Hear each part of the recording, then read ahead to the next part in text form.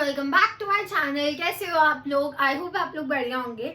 जो आज की वीडियो है इसमें हम लोग हमारे सेकंड चैप्टर के साथ स्टार्ट करने वाले हैं, जिसका नाम है फॉर्म्स ऑफ बिजनेस ऑर्गेनाइजेशन। हमने सबसे पहले जो चैप्टर था, फर्स्ट चैप्टर, उसमें हमने पढ़ा था कि कैसे हमारे जो इकोनॉमिक एक्टिविटी है हम उसको डिवाइड कर रहे हैं थ्री पार्ट्स में, राइट। हम लोगों ने पढ़ा था कि एक हमारा बिजनेस होता है, देन वी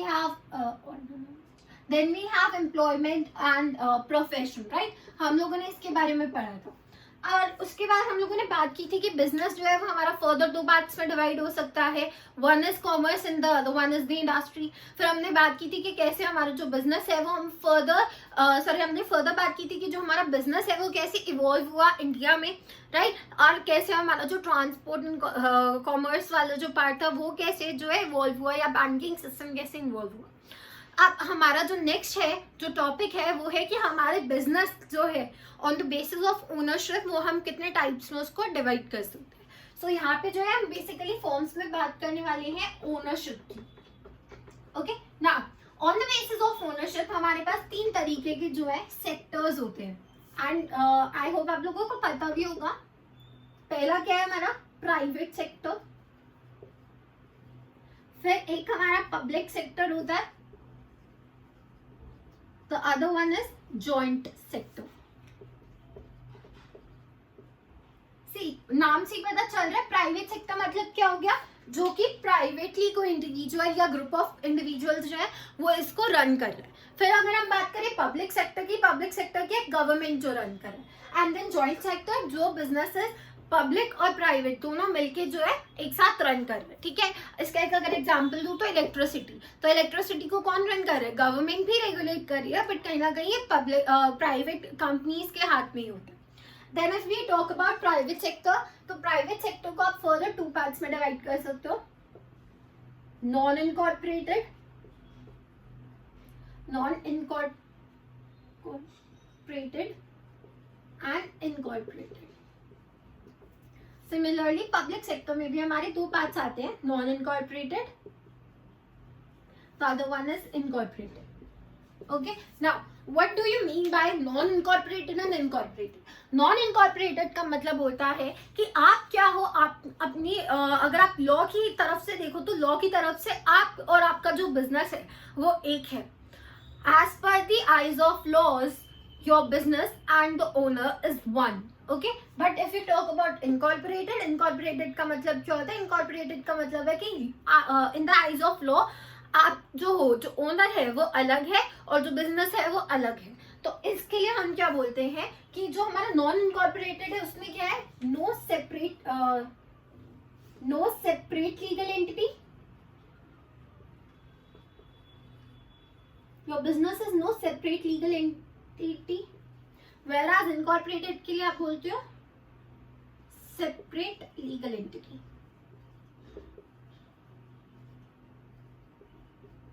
इसका मतलब वही है कि आप क्या हो, in the eyes of law non incorporated में आप क्या हो, अलग नहीं हो, बिजनेस और आप सेम हो, और इनकॉर्पोरेटेड में बिजनेस और आप अलग हो, राइट।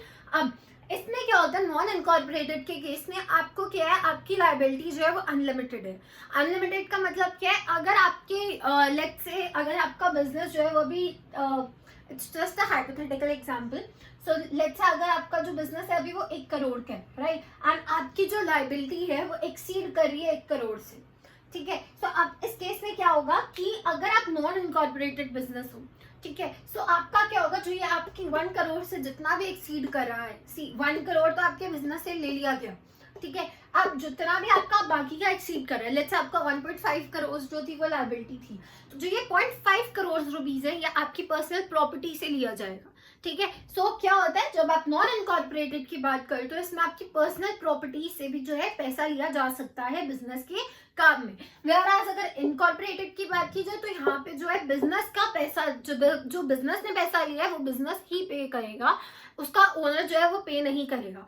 सो यहाँ पे आपकी लायबिलिटी क्या है, लिमिटेड है। सो आपकी जो पर्सनल प्रॉपर्टीज है उससे पैसा नहीं दिया जाएगा, बट जो भी आपका शेयर है बिजनेस में, जो भी आप प्रॉफिट अर्न कर रहे हो या जो भी आपने लॉस इनकर किया वो सारा क्या आपका किसका पार्ट हो जाएगा, बिजनेस का part, right. Now next we have, अगर हम प्राइवेट सेक्टर की बात करें, सो नॉन इनकॉर्पोरेटेड में हमारा फर्दर 4 जो है टाइप्स ऑफ बिजनेसेस आते हैं.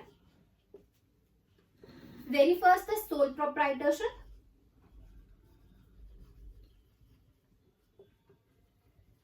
Then we have joint Hindu family business.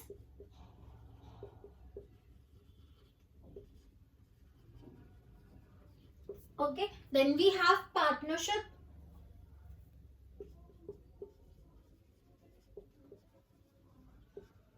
And the last one is the joint venture. Okay. आज जो है हम लोग इस वीडियो में सिर्फ sole proprietorship in joint Hindu family के बारे में बात करेंगे. पार्टनरशिप एंड जॉइंट वेंचर बहुत बड़ा जो है टॉपिक है, इसलिए सिर्फ मैं आज क्या है sole proprietorship in joint Hindu family को इस वीडियो में जो है कवर करने वाली हूँ.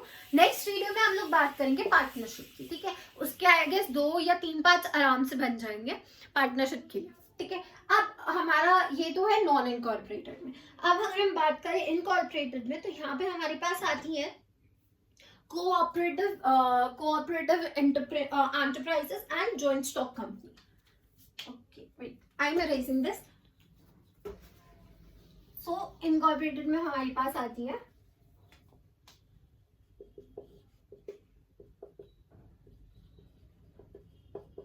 joint stock venture, joint stock company and cooperative society या enterprises. नेक्स्ट अगर हम पब्लिक सेक्टर की बात करें तो नॉन इनकॉर्पोरेटेड में वी हैव डिपार्टमेंटल अंडरटेकिंग्स,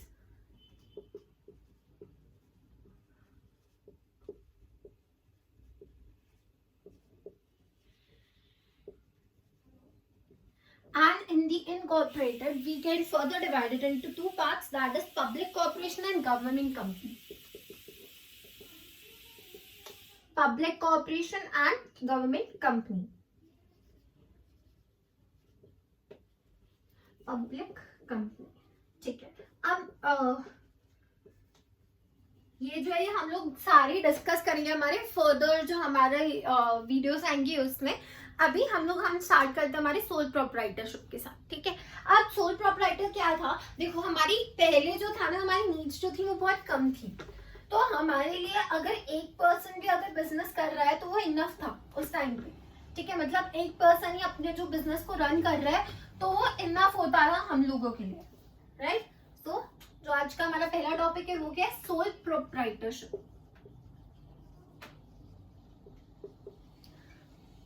इसके बारे में आप लोगों को पता होगा. देखो सोल प्रोप्राइटरशिप क्या है कि जहाँ पे एक ही बंदा अपने बिजनेस को रन कर रहा है. ठीक है, वही बंदा क्या है वहां का मैनेजर है, वही बंदा वहां का फाइनेंसर है, वही बंदा वहां पे क्या कर रहा है, अपना जो अकाउंटेंट का काम है वही कर रहा है. राइट, अगर मार्केटिंग है तो वही एक सिंगल पर्सन कर रहा है. तो सोल प्रोप्राइटरशिप में क्या है, यहाँ पे क्या होगा, आपका सिर्फ 1 ओनर होगा, सिर्फ सिंगल ओनर है.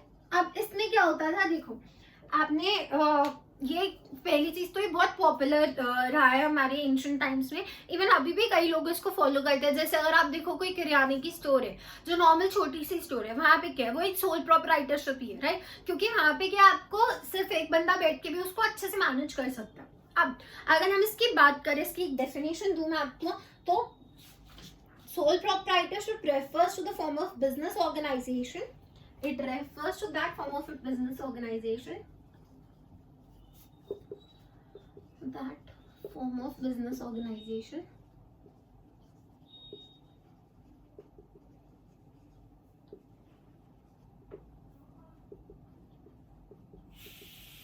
we were talking about, that it refers to that form of business organization where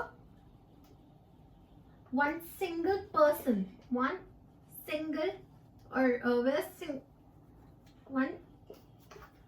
person owns the business and he or she is wholly and solely responsible for all the managerial activities, or you can say he is wholly or solely responsible for all the activities undertaking his business, or all the activities that are going in his business, right? Then so it refers to that form of business organization where one person owns the business and he or she is wholly and solely responsible for all the managerial activities, as well as he or she is the only person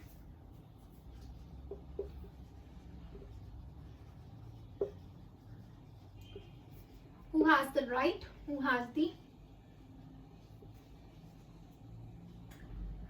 on the profits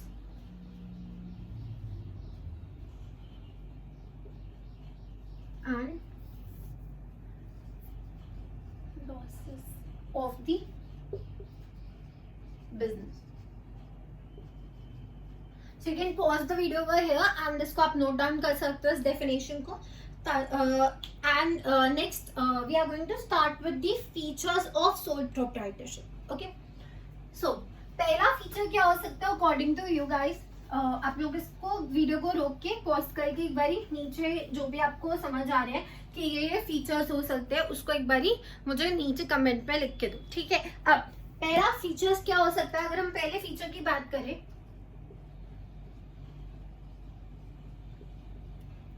जो मैंने आपको starting में ही बोला था कि एक individual ownership है. नाम से ही पता चल रहा है कि क्या होगा, इंडिविजुअल ओनरशिप होगी. मतलब सिर्फ एक ही बंदा यहाँ पे जो है सब चीजों का ओनर है, ठीक है. उसके बिजनेस में जो भी चीजें हो रही हैं वो क्या है, एक ही पर्सन जो है उसको ध्यान में रखेगा.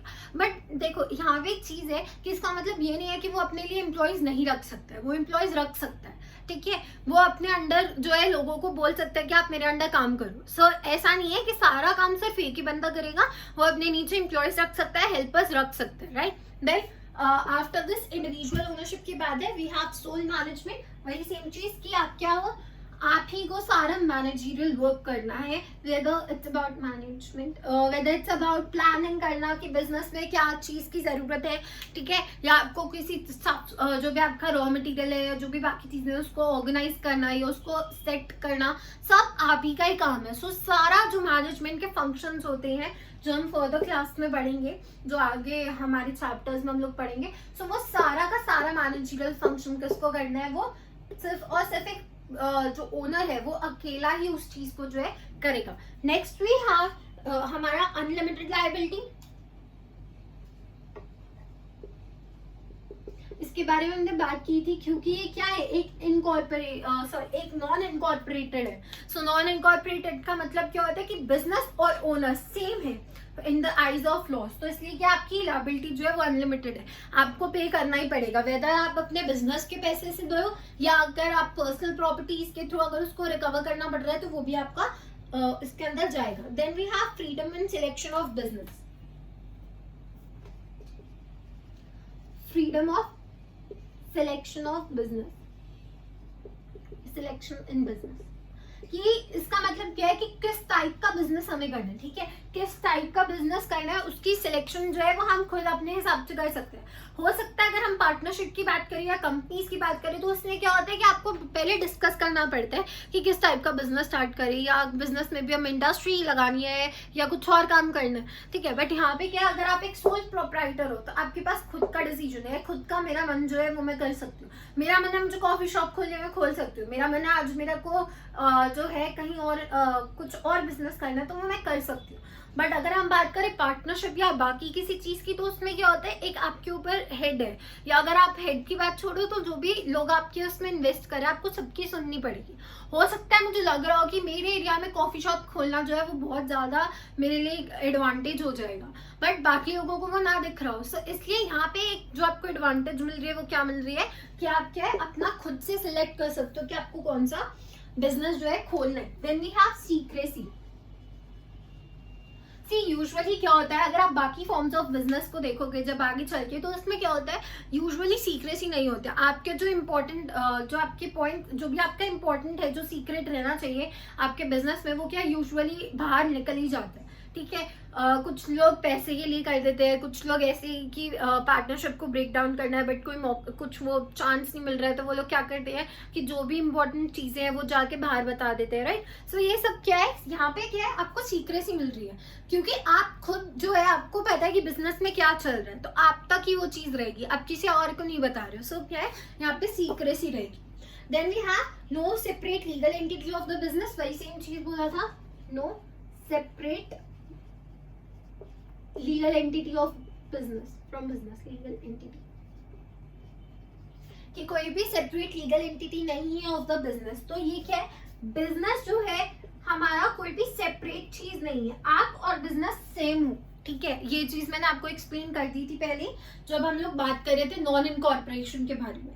Next we have undivided risk. See undivided risk क्या बोलता है कि आपका जो रिस्क है यहाँ पे डिवाइड नहीं होगा। यूजुअली ये एक जो है कहीं ना कहीं हमारी लिमिटेशन है कि यूजुअली क्या होता है पार्टनरशिप या बाकी अगर आप देखो कंपनीज वगैरह में, आपका जो रिस्क है वो आपका कहीं ना कहीं डिवाइड हो जाता है। बट यहाँ पे क्या है, आप होलली और सोलली रिस्पॉन्सिबल हो हर एक चीज के लिए। होलली और सोलली मतलब क्या है कि पूरे तरीके से, होलली मतलब पूरे तरीके से और सोलली मतलब आप खुद अकेला, wholly and solely you are responsible for the risk और whatever losses you are incurring, right. Then we have suitable for some special forms of business. They are only suitable for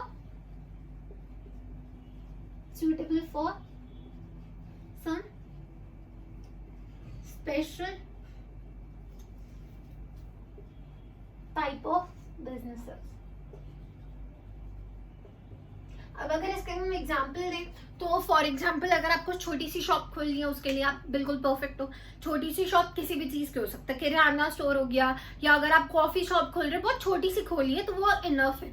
अगर आप उसमें फिर अगर हम फिर आगे बात करें, अगर उस कॉफी शॉप के आपको आउटलेट्स खोलने हैं तो वहां पे आपको क्या जरूरत है, फंड्स की भी जरूरत है, और तो इसलिए आपको और अदर मेंबर्स को जो है इसमें ऐड करना पड़ेगा। Okay, now what are the merits. तो अगर हम देखें इसका मेरिट्स क्या होंगे, ये फीचर्स थे, इसको फटाफट से नोट डाउन कर लो वीडियो को पॉज करके। देन हम लोग बात करते हैं हमारी मेरिट्स ऑफ सोल प्रोप्राइटरशिप की। अब देखो सबसे पहला बेनिफिट, मैं सारा कुछ जो है इरेज कर देती हूँ।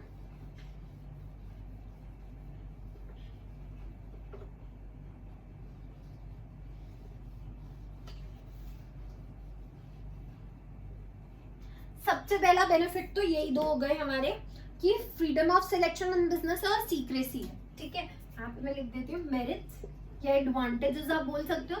तो पहली हमारी क्या हो गया, सीक्रेसी है और फ्रीडम ऑफ सिलेक्शन है, ठीक है। नेक्स्ट क्या है, देखो यहाँ पे हमारा कहते हैं कि क्विक डिसीजन हो सकते हैं इसकी वजह से, we can take quick decisions. Why? Because आपको खुद ही डिसीजन लेना है, ठीक है, और आपको पता है आप आराम से डिसीजन ले सकते हो। बट पार्टनरशिप में क्या है, आपको पहले जो आपका पार्टनर है उसके लिए वेट करना पड़ेगा कि भाई कब वो अवेलेबल है, हम कब मीटिंग करेंगे, कब हम डिसीजन पे आएंगे। जितने लोग उतनी बातें उतने ही थॉट्स, तो इससे क्या होगा, डिसीजन जो है वो डिले हो जाता है। But in case of sole proprietorship यहाँ पे आपका डिसीजन क्या है, बहुत इजीली आप ले सकते हो, राइट। फिर सीक्रेसी, बेनिफिट्स ऑफ सीक्रेसी मैंने आपको एक्सप्लेन करी थी है कि आपका क्या है, जो भी चीजें हैं वो आपकी सीक्रेट रहेंगी, जो भी आपका बिजनेस का सीक्रेट है वो सीक्रेट ही रहेगा, वो कहीं बाहर नहीं जाएगा, राइट। देन हम लोगों ने बात की थी हमारा कि डायरेक्ट मोटिवेशन मिलेगा। यहाँ पे क्या है, डायरेक्ट मोटिवेशन, इसका मतलब क्या है, सी आपको पता है आप सिंगल ओनर हो, आपको कहीं पे प्रॉफिट जो है जो डिवाइड नहीं करना है, आप जो है अपना थोड़ा सा पैसा अगर अपने पास भी रख के बाकी का अगर बिजनेस में भी इन्वेस्ट कर रहे हो तो भी आपको क्या है, सब आपको एक सुकून मिल रहा है, राइट। आप क्या सेटिस्फाइड हो अपने पैसे के साथ। सो यही बात यहाँ पे बोल रही है कि आपको डायरेक्ट मोटिवेशन मिल रहा है, क्योंकि प्रॉफिट जो है वो सीधा आपकी पॉकेट में जा रहा है, आपके पास मॉनेटरी जो है वो आपको मोटिवेशन मिल रहा है। सेकंड अगर मैं चीज बोलूँ, एक मोटिवेशन हमें नेगेटिव तरीके से भी मिल रहा है यहाँ पे, नेगेटिव मोटिवेशन जैसे हम बोलते हैं, वो क्या है कि इसमें हमें डर भी है इस चीज का कि मैं खुद अपने लिए रिस्पॉन्सिबल हूँ, मैं खुद अपने बिजनेस के लिए रिस्पॉन्सिबल हूँ, तो मुझे जो है काम अच्छे से करना पड़ेगा, मुझे जो है डिसीजंस अच्छे से लेने पड़ेंगे। तो कहीं ना कहीं वो भी मोटिवेशन यहाँ पे इस तरीके से नेगेटिव मोटिवेशंस भी आती है, right. Then we have personal control है, पर्सनल कंट्रोल है। पर्सनल कंट्रोल का मतलब क्या है कि आप खुद रिस्पॉन्सिबल हो, वही सेम चीज इसमें भी बोली जा रही है। Then we have easy formation. Easy formation क्यों, easy formation just see, easy formation का मतलब क्या है कि सोल प्रोप्राइटरशिप एक ऐसा बिजनेस है जिसे मैं आज मुंह उठा के भी खोल सकती हूँ, ठीक है। मुझे यहाँ पे कोई भी लीगैलिटी में नहीं जाना, मुझे जरूरत नहीं है कि मैं क्या करूँ, पहले जाके इसको कहीं पे रजिस्टर करवाऊँ, लीगली रजिस्टर करवाऊँ, 10-15 दिन वेट करूँ या कुछ भी है, जो भी प्रोसीजर्स होते हैं आगे जिनको हम देखेंगे, वो इसमें नहीं है। आप सिंपली कल आप क्या अपना बिजनेस खोल के खड़े हो सकते हो कि या this is my sole proprietorship.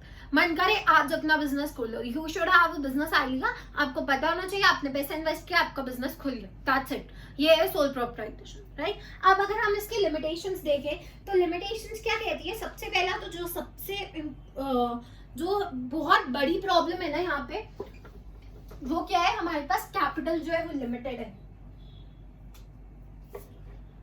Demerits क्या है इसकी, या लिमिटेशंस बोल दो तो क्या है हमारी इसकी,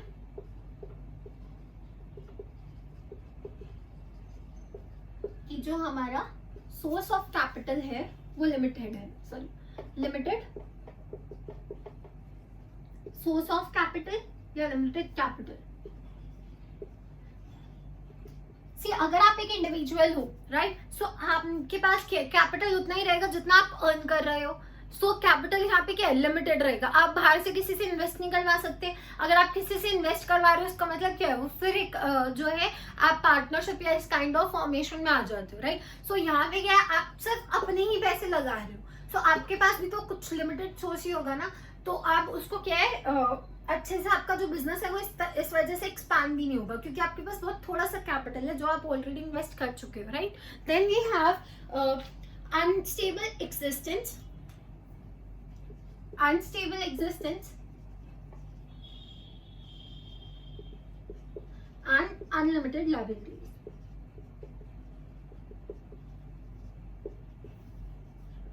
अब अनस्टेबल एग्जिस्टेंस का मतलब क्या है, देखो अनस्टेबल एग्जिस्टेंस इसलिए है बिकॉज हो सकता है कि जो प्रोप्राइटर है वो बीमार पड़ गया, या हो सकता है उसकी डेथ हो गई, या हो सकता है उसे किसी रीजन की वजह से कुछ टाइम के लिए जो है अपना बिजनेस बंद करना पड़े। सो इस केस में क्या होगा, इस केस में जो आपका कंज्यूमर है, जो आपके पास कस्टमर्स आ रहे थे या जो आपके पास कंज्यूमर्स आ रहे थे, वो अब क्या करेंगे, वो दूसरे लोगों के पास जाना स्टार्ट कर देंगे।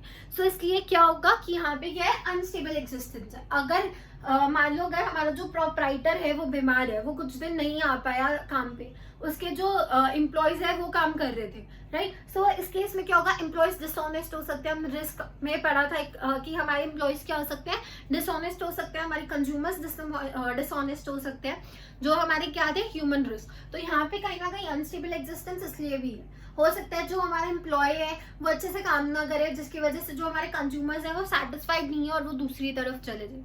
सो ये क्या है, कहीं ना कहीं हमारा unstable existence. Then unlimited liabilities. Unlimited liabilities का मतलब क्या है कि वही सेम चीज कि आपके पास जो है आपकी लायबिलिटीज आपके बिजनेस तक जो है वो वहीं तक नहीं है, वो आपकी पर्सनल जो है उस तक भी पहुंच सकते हैं, आपकी जो पर्सनल एसेट्स हैं उस तक भी पहुंच सकता है। अगर बिजनेस ने लायबिलिटी जो है वो एक्सीड कर रही है तो क्या आपकी पर्सनल लायबिलिटी जो आपकी पर्सनल बिलोंगिंग्स है या जो भी पर्सनल एसेट्स हैं उनके थ्रू भी आपके पैसे जो है वो रिकवर किए जा सकते हैं। And the last is that unbalanced management. Unbalanced management. यहाँ पे हमने unbalanced management क्यों बोला है, देखो आपका जो मैनेजमेंट है वो अनबैलेंस्ड इसलिए बिकॉज एक ही बंदा जो है प्लान भी करेगा, एक ही बंदा जो है वो कोऑर्डिनेट भी करेगा सबके साथ, एक ही बंदा मार्केटिंग में भी जाएगा, वही सेम बंदा जो है वो फाइनेंस भी देख रहा है, वो बहुत सारी जगह में क्या है फंसा पड़ा है। सो यहाँ पे मैनेजमेंट क्या रहेगी, अनस्टेबल रहेगी या अनबैलेंस्ड रहेगी। हो सकता है कहीं पे उसका फोकस बहुत अच्छा हो क्योंकि उसको उस पर्टिकुलर चीज में इंटरेस्ट हो या उस चीज को वो अच्छे से जानता हो, बट बाकी चीजों में इतना अच्छा ना हो। सो इसलिए क्या अनबैलेंस्ड मैनेजमेंट है। इसे भी 1 मिनट पॉज करके वीडियो को इसको भी नोट डाउन करो। Then we will be starting with our next topic that is the joint in the family businesses. Okay, अब हम हमारे सेकेंड टॉपिक के साथ स्टार्ट करते हैं that is joint in the family business. ये आपको पता होगा कि पहले जो है ना हम लोग हमारा जो फैमिली का होता था वो क्या होता था, बहुत बड़ी बड़ी फैमिलीज होती थी। मतलब फादर के ब्रदर हमारे साथ रह रहे होते थे, राइट, मतलब कि ताया चाचा और ये सब जो है हमारे साथ रहते थे, राइट। तो ये क्या होता है, इसे हम जॉइंट फैमिली बोलते हैं। सो जो भी आपका बिजनेस, जो हमारा बिजनेस जॉइंट फैमिली के थ्रू चलाया जा रहा था, वो हमारा जॉइंट हिंदू फैमिली बिजनेस होता था। अब इसमें क्या है, ये बेसिकली आपको साफ मतलब आपको दिख ही रहा है कि जो हिंदू फैमिलीज है ये उन्हीं के लिए ही है। सो ये जो है ये गवर्न भी हिंदू फैमिली लॉ के थ्रू किया जाता है, या हिंदू लॉज जो हमारे बने हुए हैं उसके थ्रू इसको गवर्न किया जाता है। सेकेंडली इसका जो एक बहुत इंपॉर्टेंट चीज है, वही जो हमने सोल प्रोप्राइटरशिप में पढ़ा था कि इनको जो है रजिस्टर करवाना जरूरी नहीं है। ये रजिस्टर करवाओ ना करवाओ कोई फर्क नहीं पड़ता, राइट। देन हमारा सेकेंड चीज जो है, देखो हमारा जो जॉइंट हिंदू फैमिली बिजनेस है, इसमें क्या है कि यहाँ पे आपके इंसेस्ट्रल प्रॉपर्टी होनी बहुत जरूरी है, कि आपके किसी इंसेस्टर की प्रॉपर्टी है, आप उसको वो करते हो और आप उसी पे क्या है काम कर रहे हो, राइट। अब इसमें हमारी दो तरीके की चीजें होती हैं। अगर आपका जॉइंट हिंदू फैमिली बिजनेस है तो उसमें आपकी दो चीजें होंगी। First is the just wait a minute, पहला होता है कोपार्सनरी। नेक्स्ट इज आपका ये क्या होना चाहिए, यहाँ पे कोई कॉमन प्रॉपर्टी होनी चाहिए, ठीक है, कॉमन प्रॉपर्टी होनी चाहिए। Now what is property, wait a minute, property, right, sorry, right. Now coparcenary का मतलब क्या होता है, कोपार्सनरी का मतलब होता है कि यहाँ पे क्या होता था, जैसे आपका किसी का बर्थ होता है ना जॉइंट हिंदू फैमिली में, लेट्स से अगर कोई एक जॉइंट हिंदू फैमिली है, उसके अंदर जैसे ही किसी भी मेल का बर्थ होता है, वैसे ही वो क्या होगा, वो जो उस एंसेस्ट्रल प्रॉपर्टी है, जो उसकी एंसेस्ट्रल प्रॉपर्टी है, उसका क्या बन जाएगा, ओनर बन जाएगा एज सून एज वो बंदा बॉर्न हुआ है, ठीक है। तो वो क्या होता है, कोपार्सनरी, ठीक है। Then we have common property. Common property का मतलब क्या है कि आपके पास एक इंसेस्टर की प्रॉपर्टी होनी चाहिए जिसपे उस पूरे जॉइंट फैमिली का जो है उस पे हक होगा, और वो इक्वली है, ऐसा नहीं कि किसी को ज्यादा मिल रहा है किसी को कम मिल रहा है, तो दोनों क्या है, इक्वल चल रहे हैं। Next what we have is इसमें कि देखो हमारे ना दो स्कूल्स ऑफ लॉ है। जो हमारा जॉइंट हिंदू फैमिली बिजनेस है वो दो पार्ट्स में ही डिवाइडेड है। सो ये क्या है, पहला है मिताक्षरा। अगर हम स्कूल ऑफ लॉ की बात करें, जो हमारा स्कूल ऑफ लॉ है हिंदूज का, वो हम लोगों ने दो पार्ट्स में डिवाइड किया, Mitakshara and the other one is दया भाग। दया भाग, ओके ना। जो हमारा मिताक्षरा था ये except Assam, Bengal and some parts of Odisha. कहाँ नहीं था ये सिर्फ Assam, Bengal and some parts of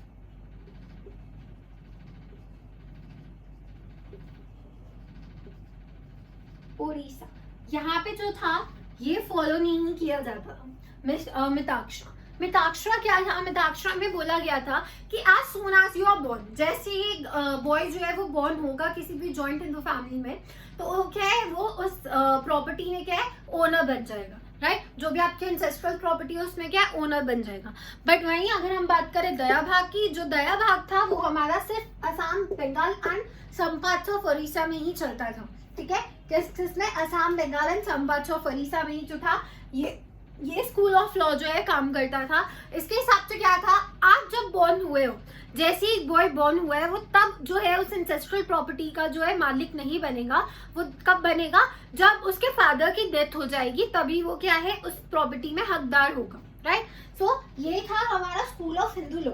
अब इसकी क्या प्रॉपर्टी थी, क्या इसके फीचर्स थे या क्या मेरिट्स एंड डिमेरिट्स थे, उसको पढ़ते हैं। इससे पहले देखो जो हमारा जॉइंट हिंदू फैमिली बिजनेस था ना, इसमें क्या था कि आपके पास एक कर्ता होता है, कर्ता बोल सकते हो इसे, यहाँ पे से आप एक मैनेजर बोल सकते हो, या आप इसे क्या बोल सकते हो, मुखिया।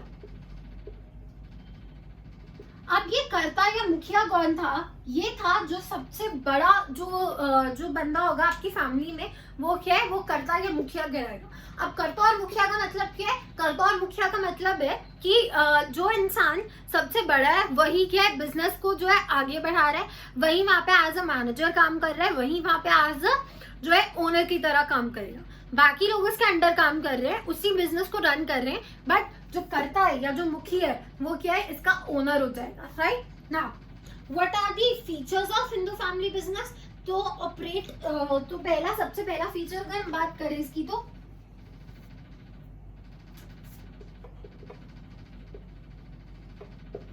Operate according to Hindu law.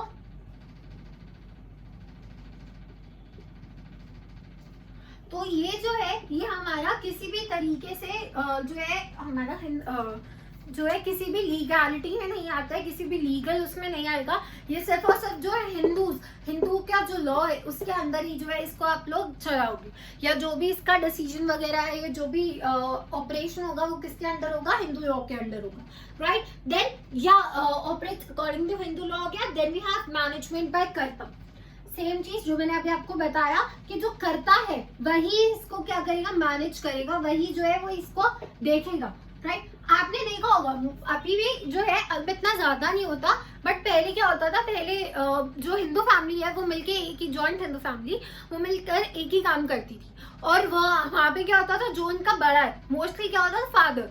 So father जो होता था वो क्या करता था, मोस्टली जो है वहाँ पे उसको अपनी जो भी उनका बिजनेस है उसको प्रॉपर्ली रन करता था, इन्वेस्टमेंट उनकी होती थी। या अगर हम बात करें तो जो भी चीजें लेनी है, जो भी सामान लेना है, या जो भी कस्टमर्स हैं उनके बारे में मोस्टली उनको ही पता होता था, right. Next we have is that limited liability है, बट यहाँ पे एक ट्विस्ट है। लिमिटेड लायबिलिटी किसकी है? लिमिटेड लायबिलिटी जो है वो सिर्फ और सिर्फ बाकी मेंबर्स की, वो सिर्फ और सिर्फ फैमिली मेंबर्स की है, ठीक है। बट जो करता है उसकी अनलिमिटेड लायबिलिटी है। कर्ता की अनलिमिटेड लायबिलिटी है, जो फैमिली मेंबर्स हैं, जो उसके अंडर उसके बेटे या पोते या जो भी है, वो उनकी क्या है, उनकी जो है वो लिमिटेड लायबिलिटी है। बट कर्ता जो हेड है, जो मैनेजर है, उसकी क्या है, अनलिमिटेड लायबिलिटी रहेगी। इसका रीजन क्या है? देखो, जो आपका बाकी फैमिली मेंबर्स हैं उनकी लिमिटेड लायबिलिटी कहाँ तक है, जितना उनको शेयर मिला है उस प्रॉपर्टी में। बट करता क्या है, जो मैनेजर है वो क्या करेगा, सारे के सारा जो भी लायबिलिटी है वो उसकी है। तो यहाँ पे क्या है, उसकी पर्सनल प्रॉपर्टी भी जा सकती है, राइट। नेक्स्ट वी हैव, इसका क्या है, एक परमानेंट एग्जिस्टेंस है।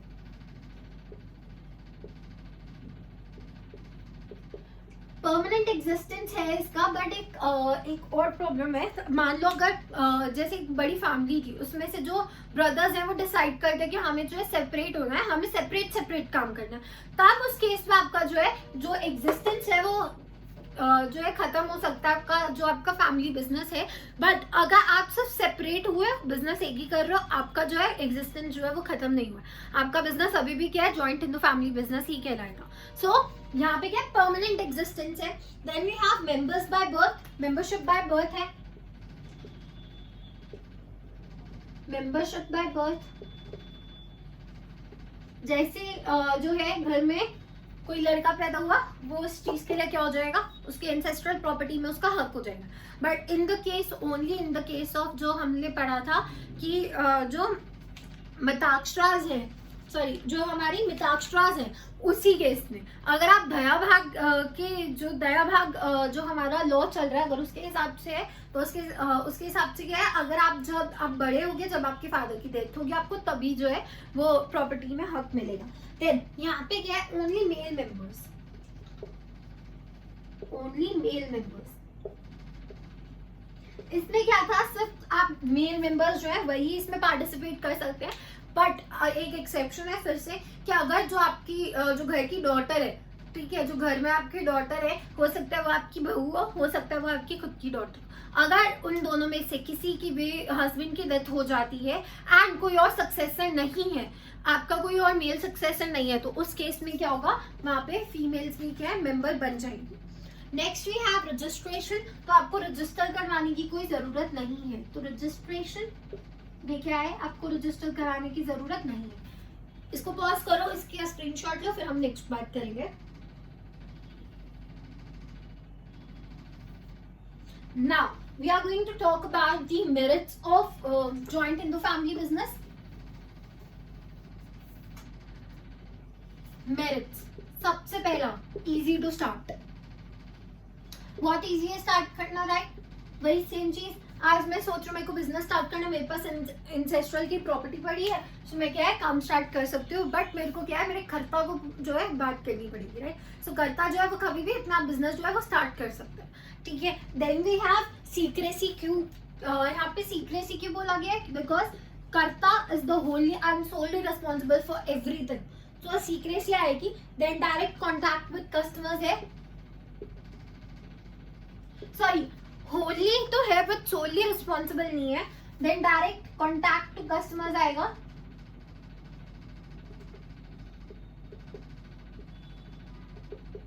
डायरेक्ट कॉन्टैक्ट टू कस्टमर क्या कहते हैं? कर्ता क्या करते थे, कर्ता यूजुअली जो है कस्टमर्स को बाय फेस, बाय उनका बैकग्राउंड वगैरह सब उन्हें पता होता था, राइट? सो क्या है, so direct contact to customers जो है कर्ता के साथ, जो कर्ता जो है कस्टमर्स के साथ जो है डायरेक्टली जो है कॉन्टैक्ट में रहता था, राइट? क्योंकि मोस्टली डीलिंग जो है वो मुखिया या कर्ता ही करे। सीक्रेसी भी हो गया, direct contact to customers and easy to start. The fourth one is क्या, प्रॉम्प्ट डिसीजन ले सकते हो। प्रॉम्प्ट डिसीजन मतलब क्योंकि कर्ता के ऊपर क्या है, एक कहीं ना कहीं रिस्पॉन्सिबिलिटी है कि उसे ही क्या है सारे डिसीजंस लेने हैं, वो किसी और की हेल्प नहीं ले, वो हेल्प ले सकता है बट सारे डिसीजंस किसको लेने हैं, उससे कर्ता को ही लेने हैं। Next we have that direct relationship between efforts and consideration. Direct efforts between direct relationship between efforts and consideration। So अब हम लोग हमारा लास्ट पॉइंट डिस्कस कर रहे हैं, that is direct relationship between efforts and consideration. देखो इसका मतलब क्या है, क्योंकि जो करता है उसी के हाथ में सारे प्रॉफिट्स आएंगे, वही जो है सारे लॉसेस को भी देख रहा है, तो इससे क्या है उसको डायरेक्टली मोटिवेशन मिल रहा है और वो क्या है अच्छे से काम कर पाएगा। सो वही सेम चीज है, direct relationship between efforts and coordination, consideration, right? अब इसको पॉज करो, इसका एक बारी स्क्रीनशॉट लो, फिर हम बात करेंगे हमारी लिमिटेशंस की। अब हमारा लिमिटेशन क्या है? सबसे पहला लिमिटेशन वही सेम है हमारा कि लिमिटेड सोर्स ऑफ कैपिटल रहेगा। सबसे पहला लिमिटेशन क्या है? Limited source of capital.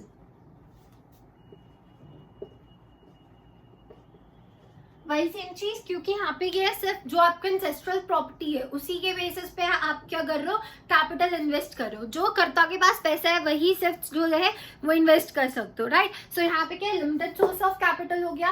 वही सेम चीज नेक्स्ट भी है कि दैट लिमिटेड मैनेजरियल स्किल्स रहेंगी। लिमिटेड मैनेजरियल स्किल्स, ये सेम हमने पढ़ा था हमारा सोल प्रोप्राइटरशिप में अभी, right? Limited managerial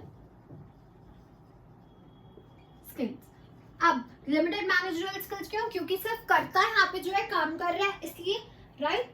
then we have unlimited liability. Unlimited liability मैंने एक्सप्लेन कर दिया है कि लिमिटेड लायबिलिटी किसकी रहेगी, लिमिटेड लायबिलिटी किसकी है, जो कि मेंबर्स ऑफ ये है JHF के, राइट? सो हम लोग बात कर रहे थे कि जो हमारा लास्ट हमने बात की थी कि अनलिमिटेड लायबिलिटी है। Secondly disadvantage from centralisation of power है कि जो पावर है वो सेंट्रलाइज्ड है, वो सिर्फ कर्ता के हाथ में है, राइट? सो इस केस में क्या हो रहा था कि जो करता है हो सकता है वो फेवरिज्म में आ जाए कि मुझे ये वाला जो बच्चा है मेरा ज्यादा प्यार है इसलिए मैं उसको क्या है ज्यादा जो है पावर दूंगा या उससे ज्यादा अपॉर्चुनिटी दूंगा, राइट? सो ये disadvantage from centralisation of power हो गया। Then we have lack of cooperation from members. तो मेंबर्स भी क्या है कई बार कोऑपरेट नहीं करते, उनको लगता है कि यार हमारे साथ गलत हो रहा है, हम कहीं ना कहीं डिसएडवांटेज में है, या वो क्या है अपने जो पर्सनल प्रॉपर्टी है उसको इंक्रीज करने में ज्यादा लगे होते हैं देन जो आपका फैमिली बिजनेस है या जो फैमिली की प्रॉपर्टी है उसको इंक्रीज करने से।